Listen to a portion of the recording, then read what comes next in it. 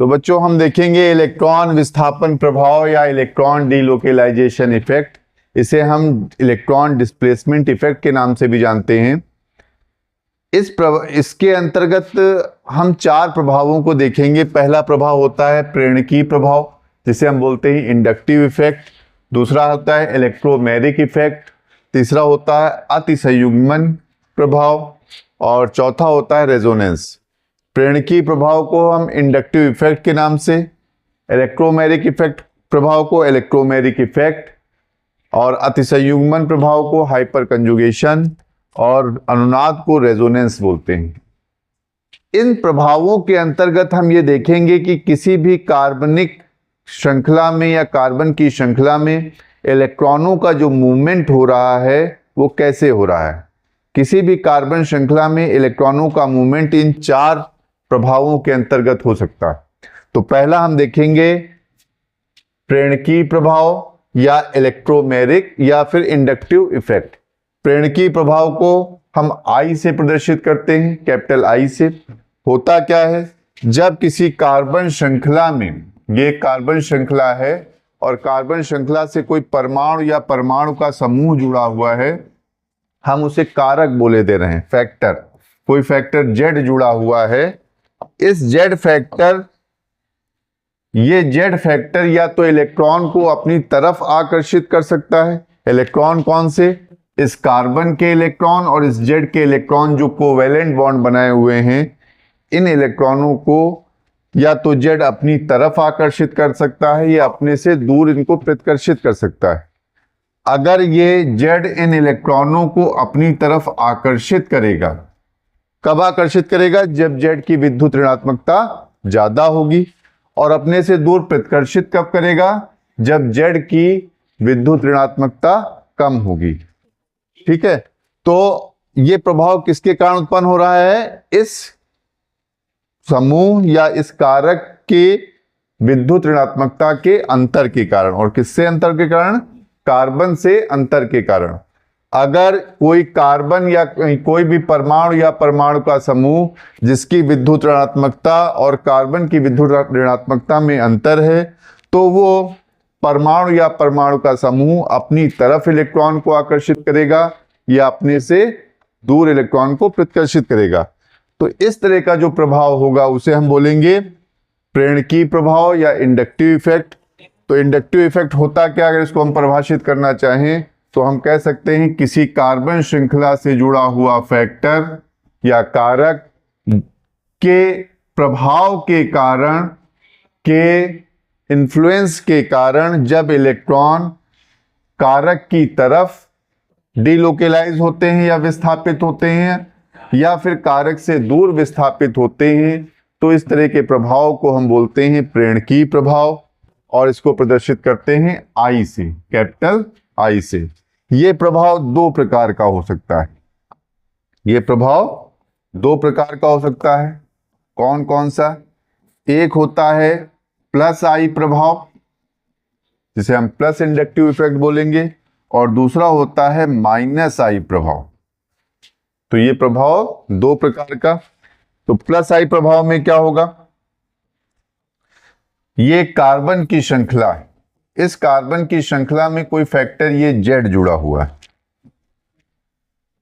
ये Z factor जुड़ा हुआ है और इसमें इलेक्ट्रॉन कौन से उपस्थित हैं? जेड के भी इलेक्ट्रॉन उपस्थित हैं और कार्बन के भी इलेक्ट्रॉन उपस्थित हैं।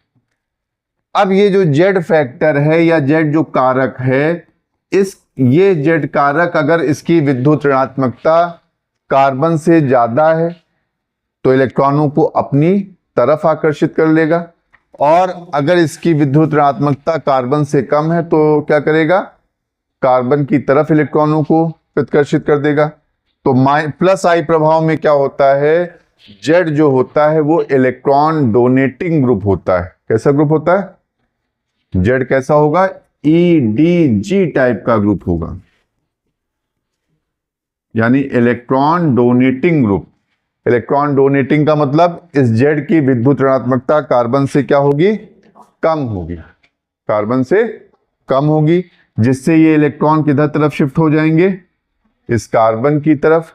जब कार्बन की तरफ शिफ्ट हो जाएंगे इलेक्ट्रॉन, तो जेड के ऊपर इलेक्ट्रॉन की डेंसिटी या इलेक्ट्रॉन का घनत्व क्या हो जाएगा, कम हो जाएगा, जिससे जेड के ऊपर कैसा चार्ज आएगा, प्लस चार्ज आएगा, और कार्बन के ऊपर कैसा चार्ज आएगा, माइनस। इस पर पार्शियल पॉजिटिव चार्ज और इस पर पार्शियल नेगेटिव चार्ज।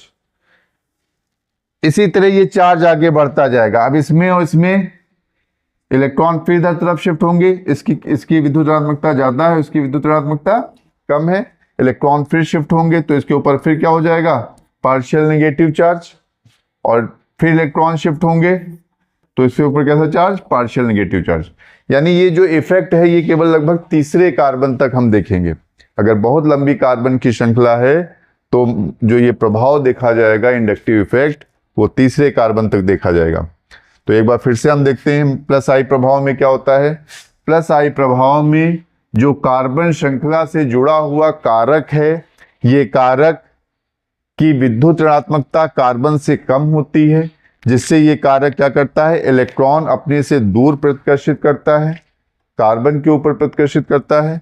कार्बन पर इलेक्ट्रॉन की डेंसिटी ज्यादा हो जाती है, घनत्व तो ज्यादा हो जाता है, और कार्बन पर नेगेटिव चार्ज। जेड के ऊपर इलेक्ट्रॉन की डेंसिटी कम हो जाती है, जिससे जेड के ऊपर पॉजिटिव चार्ज आ जाता है। ठीक है, तो या फिर हम कह सकते हैं जेड कैसा ग्रुप है, इलेक्ट्रॉन डोनेटिंग ग्रुप है। तो ये जो प्रभाव है इसे हम क्या बोलते हैं, प्लस आई प्रभाव। माइनस आई प्रभाव में ठीक इसके उल्टा होगा। एक कार्बन की श्रृंखला है, इस कार्बन की श्रृंखला से कोई फैक्टर जेड जुड़ा हुआ है। इस बॉन्डिंग में, इस कोवैलेंट बॉन्डिंग में कार्बन के भी इलेक्ट्रॉन हैं और जेड के भी इलेक्ट्रॉन हैं। कोवैलेंट बॉन्ड बन रहा है। जेड जो है अब की बार इसकी विद्युत ऋणात्मकता कार्बन से ज्यादा है, इसकी विद्युत ऋणात्मकता कार्बन से ज्यादा है। जब कार्बन से ज्यादा होगी तो इलेक्ट्रॉन किधर तरफ डिलोकलाइज होंगे, जेड की तरफ, और जेड की तरफ जब डिलोकलाइज होंगे तो जेड के ऊपर कैसा चार्ज, पार्शियल नेगेटिव चार्ज, और कार्बन के ऊपर कैसा चार्ज, पार्शियल पॉजिटिव चार्ज आ जाएगा। हम कह सकते हैं जेड इसमें कैसा ग्रुप है, इलेक्ट्रॉन विड्राइंग ग्रुप है। कैसा ग्रुप है, इलेक्ट्रॉन विड्राइंग ग्रुप। विड्रा करने का मतलब होता है खींचना।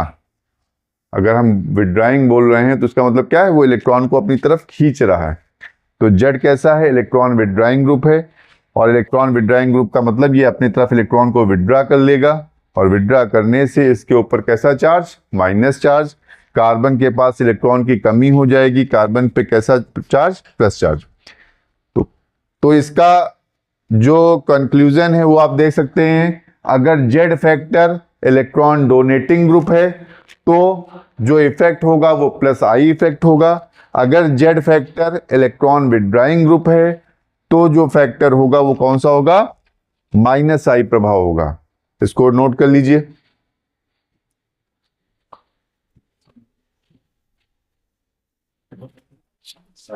तो बच्चों हम देखेंगे कि कौन कौन से कारक प्लस आई प्रभाव प्रदर्शित करने वाले कौन कौन से समूह हैं।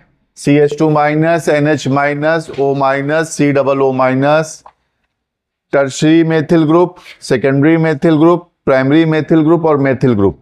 ये क्या प्रदर्शित करते हैं, प्लस आई प्रभाव। माइनस आई प्रभाव प्रदर्शित करने वालों में NF3, NH3, NO2, CN, SO3H, CHO, carbonyl group, carboxylic group, acid halide group, ester group, halogen group जितने भी हैं, OH ग्रुप, हाइड्रोक्सी ग्रुप जिसे बोल सकते हैं, OR, NH2, एसिटिलीन ग्रुप और फेनिल ग्रुप क्या करते हैं, ये सब माइनस आई प्रभाव प्रदर्शित करते हैं। अब हम देखेंगे इनका एप्लीकेशन कि प्लस आई प्रभाव या माइनस आई प्रभाव का एप्लीकेशन क्या होता है, कैसे इसको अप्लाई करते हैं। तो हेडिंग डालेंगे भैया, प्रेरणिक प्रभाव के अनुप्रयोग। प्रेरणिक प्रभाव के अनुप्रयोग।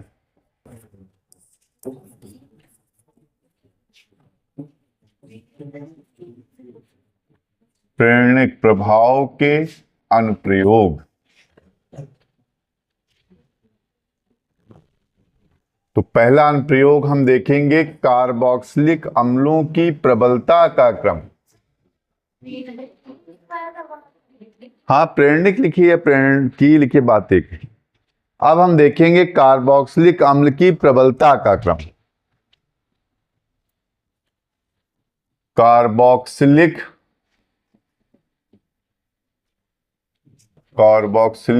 अम्ल की प्रबलता का क्रम।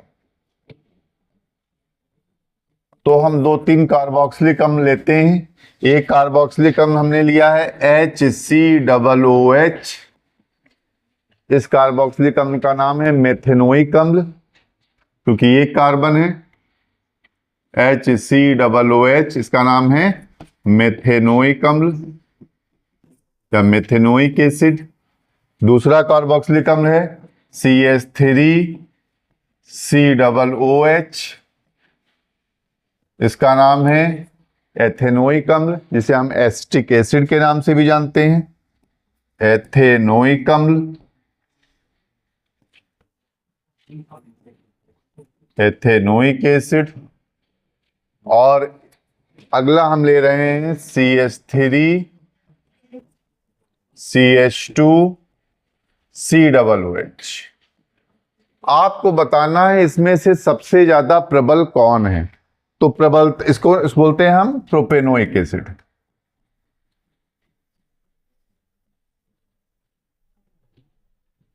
तो सबसे पहले हम ये देखते हैं कि प्रबलता कैसे निर्धारित होती है। प्लस आई प्रभाव जितना ज्यादा स्ट्रांग होगा, प्लस आई प्रभाव जितना ज्यादा प्रबल होगा, उतना ही ज्यादा जो अम्ल होगा वो दुर्बल होगा। प्लस आई प्रभाव बढ़ेगा, अम्ल की दुर्बलता क्या हो जाएगी, बढ़ जाएगी। तो यानी हम कह सकते हैं प्लस आई प्रभाव इनवर्सली प्रोपोर्शनल है अम्ल की प्रबलता के।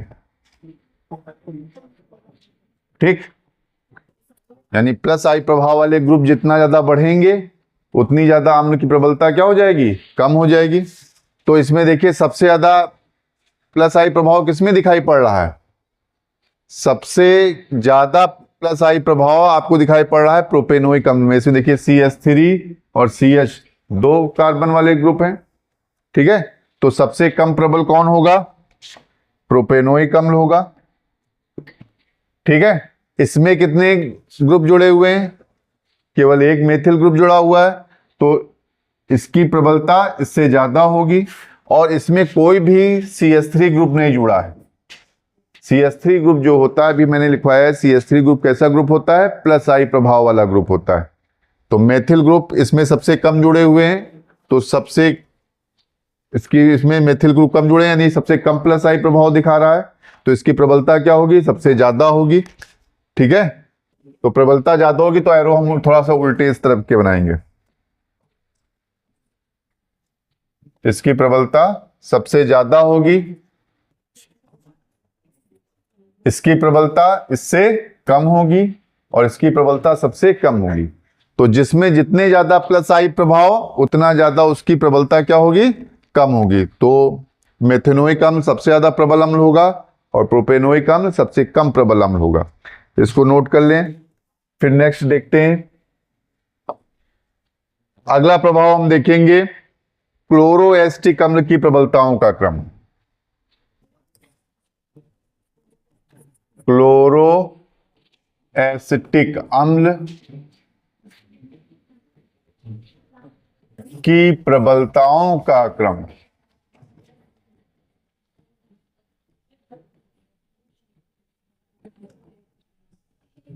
एसिटिक अम्ल का फार्मूला होता है CH3COOH। क्या होता है, CH3COOH। इसमें में से एक हाइड्रोजन अगर हम हटा दें तो क्या बनेगा, और हाइड्रोजन हटा करके वहां क्या जोड़ दें, Cl जोड़ दें, तो बनेगा CH2Cl एक हाइड्रोजन और हटा दें, इसमें एक Cl और जोड़ दें, तो बनेगा CCl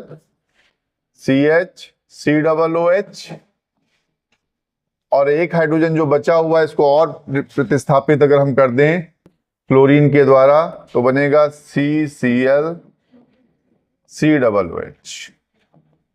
इसका नाम है एस्टिक एसिड, इसका नाम है मोनोक्लोरोएस्टिक एसिड, इसका नाम डाइक्लोरोएस्टिक एसिड और इसका नाम ट्राइक्लोरोएस्टिक एसिड। हमने एस्टिक एसिड के CH3 ग्रुप से क्लोरीन हाइड्रोजन हटाए हैं और क्लोरीन को उसकी जगह जोड़ा है, तो ये एस्टिक एसिड हो गया। इसका नाम मोनोक्लोरोएस्टिक एसिड,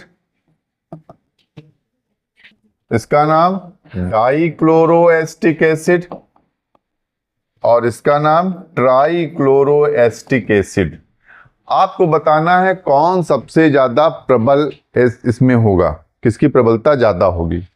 तो इसमें आप देख रहे हैं कौन से ग्रुप जोड़ रहे हैं, Cl जोड़ रहे हैं। और Cl ग्रुप कैसे होते हैं, प्लस आई प्रभाव वाले होते हैं कि माइनस आई प्रभाव वाले? माइनस आई प्रभाव वाले।